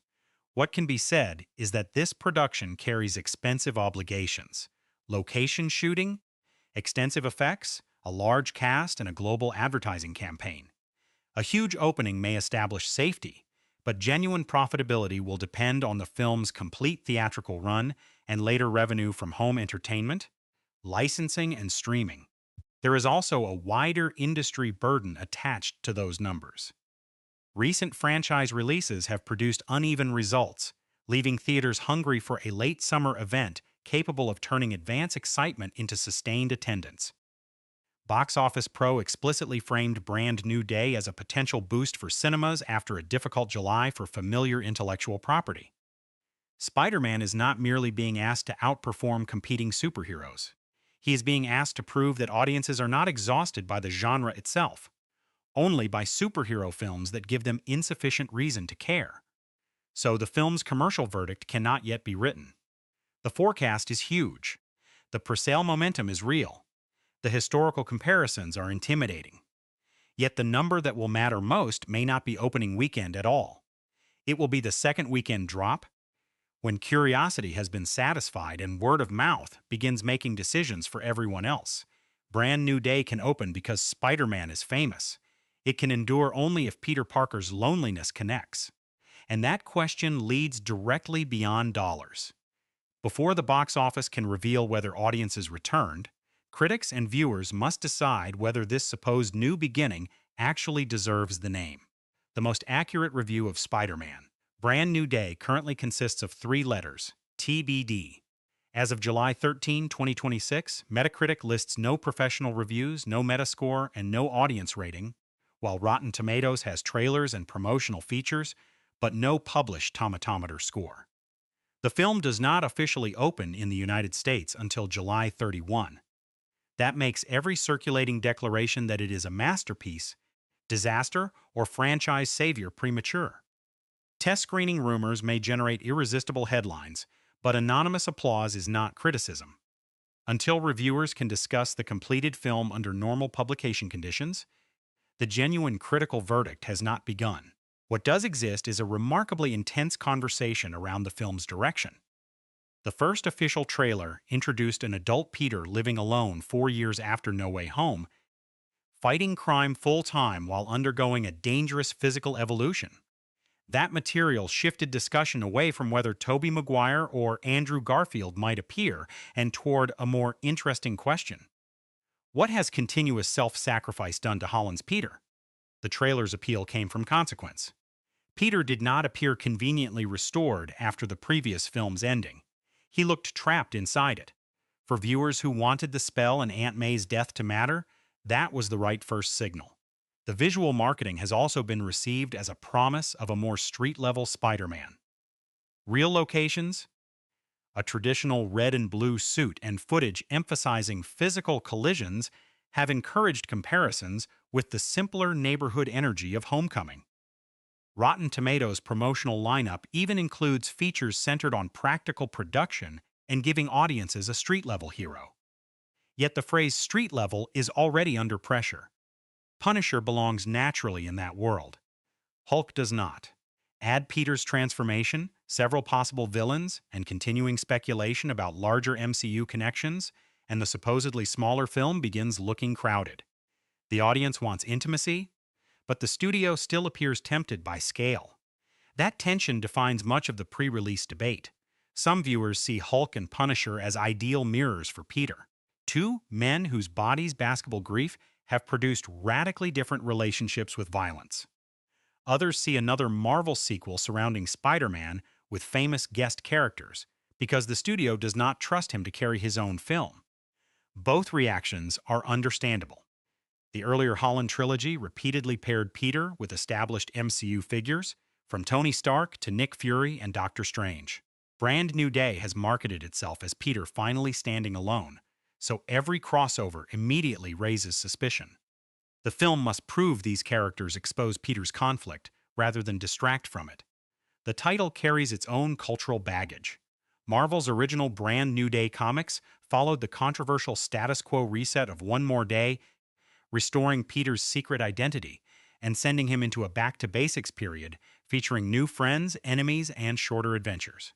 Marvel now describes that era as a new lease on life and a jumping-on point, but many readers still associate the surrounding reset with the erasure of Peter and Mary Jane's marriage. The movie is not advertised as a direct adaptation, yet the title naturally alarms fans who fear another reversal of character development. After No Way Home removed Peter from MJ's memory, the parallel is impossible to ignore. Then there is Sadie Sink's unidentified role, which has turned the marketing campaign into an uncontrolled theory generator. Speculation has connected her to mutants, Jean Grey, and several Spider-Man characters, while the trailer's emphasis on Peter's changing biology has intensified discussion about whether the film is quietly preparing the MCU's mutant future. None of those interpretations should be treated as confirmed. Still, they demonstrate Marvel marketing's favorite cultural trick: conceal one name and let the audience perform months of free publicity. The risk is that viewers may become more invested in solving the casting puzzle than understanding the character once she appears. The second trailer and ticket launch accelerated that speculation rather than closing it. New footage strengthened interest in Peter's transformation, his confrontations with larger heroes, and the possibility of returning street-level enemies. Recent television spots have triggered further theories around Hulk and equipment resembling Shocker's technology. That sort of frame-by-frame investigation keeps the movie visible, but it also creates expectation inflation. Every glove becomes a villain confirmation. Every background figure becomes a cameo. Every unfinished effects shot becomes evidence of either genius or catastrophe. The modern superhero movie is culturally judged in fragments months before anyone experiences its rhythm as a complete story. The strongest anxiety has little to do with one casting rumor. It concerns Marvel itself. Brand New Day arrives carrying expectations that a more emotionally grounded Spider-Man can cut through audience fatigue with interconnected superhero storytelling. Viewers do not appear tired of Peter Parker. The enormous anticipation suggests the opposite. They are tired of stories that feel like advertisements for future stories. This film must end with emotional consequence, not merely a doorway into the next crossover.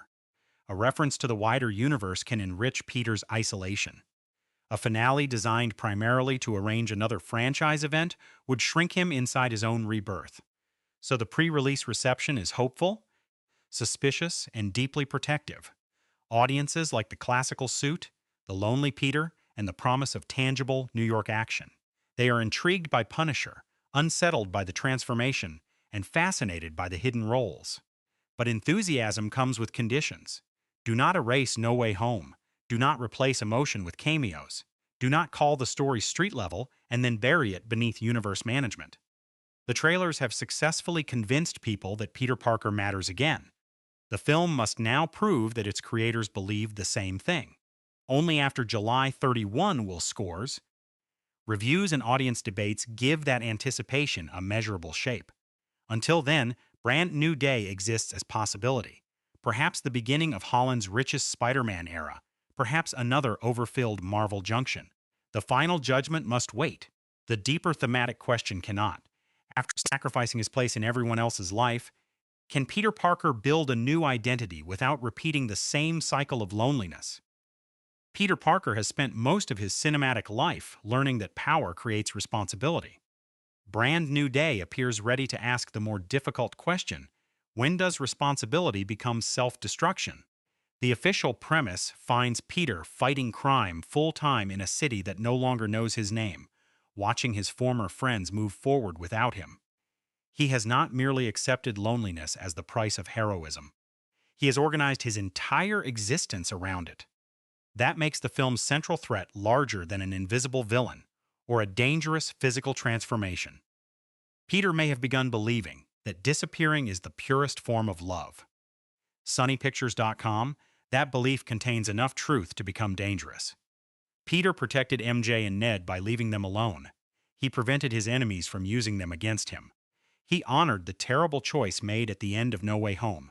But a sacrifice can be morally necessary in one moment and emotionally poisonous when repeated forever. Peter has turned a crisis decision into a permanent identity. Every night spent behind the mask confirms the same conclusion. Spider-Man deserves to exist. Peter Parker does not. This is where the movie could move beyond familiar superhero psychology. The hero's problem is not that he fears responsibility. He may love responsibility because it gives his pain somewhere respectable to hide. The title sharpens that contradiction. Marvel's comic book Brand New Day era restored Spider-Man's secret identity and pushed Peter toward a back-to-basics life involving new friends, new enemies, and familiar faces. It was promoted as a fresh jumping-on point, but it emerged from One More Day, the deeply controversial story in which Peter and Mary Jane's marriage was erased from continuity. The movie is not advertised as a direct adaptation, yet the thematic resemblance is unavoidable. Peter's public identity has been erased, His romantic history has been severed, and the narrative promises renewal through loss. That creates the film's most important moral test. Will it treat erasure as liberation, or will it confront the cruelty buried inside the reset? Peter should not receive his old life back simply because audiences miss it. That would cheapen his sacrifice. But the story must also reject the idea that suffering automatically makes him noble. Pain is not character development by itself. The growth comes from what Peter chooses after pain. Whether he risks telling the truth, allows another person to help him, or accepts that protecting people does not require deciding their lives for them forever. MJ embodies that dilemma. Peter remembers a complete relationship she never experienced. He may believe staying away respects her freedom, yet he is still making the decision alone. The tragic beauty of their situation lies in the conflict between memory and consent. His love is genuine. Her ignorance is genuine too. Brand New Day must resist turning MJ into a prize waiting for Peter to restore the correct timeline. She needs the right to become someone outside his memory of her. Love in this story should not mean recovering possession of the past. It should mean meeting another person as she is now, even when doing so hurts. The physical evolution threatening Peter's existence gives that emotional conflict a body. Marvel's official synopsis confirms that the pressure surrounding Spider-Man produces a surprising transformation, while Sony describes it as something Peter may not have the power to control. Read symbolically, his body is doing what his mind refuses to do, changing under accumulated pressure. Peter has compressed grief, fear, and desire beneath constant activity. Now the repression becomes visible. He cannot simply swing faster or punch harder because the battlefield is himself. The hero who controls every fall may finally confront something he cannot catch. That is why Bruce Banner and Frank Castle make such useful thematic mirrors. Bruce lives with a second physical identity that can overwhelm the first. Frank has allowed grief to become an endless mission. Peter stands between them. One warns what happens when power separates from selfhood. The other warns what happens when pain becomes purpose. Neither man offers a complete answer. Bruce's restraint can become isolation. Frank's certainty can become brutality. Peter must find a third path, in which responsibility does not demand either suppression or vengeance. The invisible villain described by Sony could extend the same idea outward. An enemy nobody can see forces Peter to question perception, instinct, and trust. More importantly, invisibility reflects his own social condition. Peter moves through New York as someone erased from meaningful recognition. Spider-Man is visible everywhere, on screens, in headlines, above the streets, while the person inside the suit has almost ceased to exist. Heroism has made him publicly unavoidable and privately absent. That contradiction is pure Spider-Man, adored as an image, misunderstood as a person. The film's legacy will depend on whether it protects that intimacy once the spectacle expands. Hulk-sized action, multiple villains, and wider MCU connections can serve Peter's journey, but they cannot become substitutes for it. The strongest Spider-Man stories make impossible danger feel personal. A collapsing building matters because someone Peter loves is inside. A villain matters because his choices expose something Peter fears within himself. A crossover matters only when it changes the character standing at the center. Should Brand New Day conclude mainly by arranging another franchise event, its emotional promises will feel borrowed. Should it conclude with Peter choosing human connection despite its risks, the film could justify every explosion surrounding him. Destin Daniel Cretton therefore carries an opportunity larger than restarting a successful series. He can redefine adulthood for Holland's Spider-Man. Earlier films asked whether Peter was ready to become an Avenger, inherit technology, or survive without mentorship. This one appears to ask whether he can build a life that is not measured only by what he gives up. Growing older should not mean becoming endlessly harder. It should mean recognizing limits, accepting uncertainty, and understanding that needing people is not a heroic failure. The only honest verdict before release is that Spider-Man, Brand New Day, is promising, not proven. Its foundation is strong. A lonely Peter, a classical visual identity, physical action, and a conflict rooted in the consequences of No Way Home. Its dangers are equally visible: overcrowding, crossover dependence, and the temptation to reverse painful choices for easy applause. The finished film will decide which instinct wins when it opens on July 31, 2026. But its potential final message already feels clear. Peter Parker does not need another lesson about sacrificing himself. He has mastered that lesson so completely that it is destroying him. His real challenge is learning that a new day is not created by forgetting yesterday, replacing old relationships, or hiding forever behind responsibility. It begins when he accepts that being human, messy, vulnerable, connected, and known is not the weakness Spider-Man must overcome. It is the reason Spider-Man exists.